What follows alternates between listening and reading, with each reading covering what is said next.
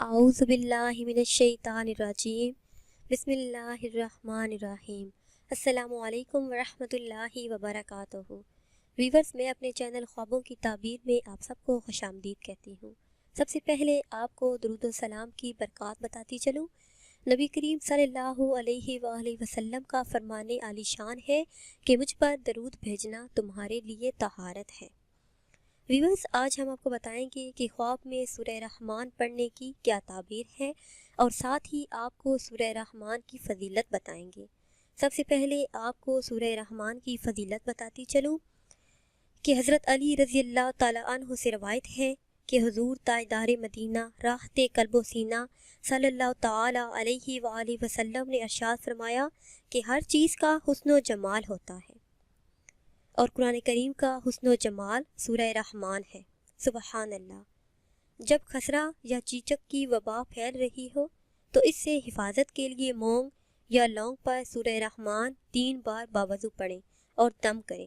ان لونگوں میں سے 3 یا 5 یا 7 لونگ لے کر منہ میں ڈال کر پانی سے نکل لیں تو انشاءاللہ عز و جل خسرہ اور چیچک سے حفاظت رہے گی۔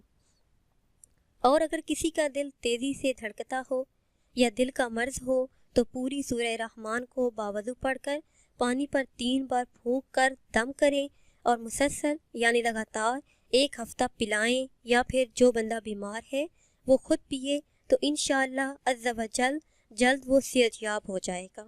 ویورز، اب آپ کو بتاتے ہیں کہ خواب میں سورہ رحمان پڑھنے کی کیا تعبیر ہے۔ حضرت سرین رحمۃ اللہ علیہ فرماتے ہیں کہ اگر صاحب خواب دیکھے کہ خواب میں سورہ رحمان پڑھتا ہے تو دلیل ہے کہ وہ جھوٹ اور حرام سے پرہیز کرے گا۔ حضرت ابراہیم کرمانی رحمۃ اللہ علیہ نے فرمایا کہ خواب میں سورہ رحمان پڑھنا نیک خصلت اور دین کی راہ اختیار کرنے پر دلالت کرتا ہے۔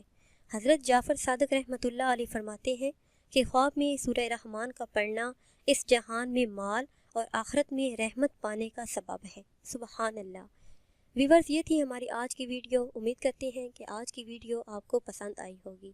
اگر یہ ویڈیو آپ کو پسند آئی ہے تو اسے شیئر کریں اور لائک کریں تاکہ ہم آپ کے لیے مزید اچھی ویڈیو بنا سکیں، اور ہماری حوصلہ افزائی کے لیے ہمارے چینل کو سبسکرائب کریں۔ دعاؤں میں یاد رکھیے گا۔ اللہ حافظ۔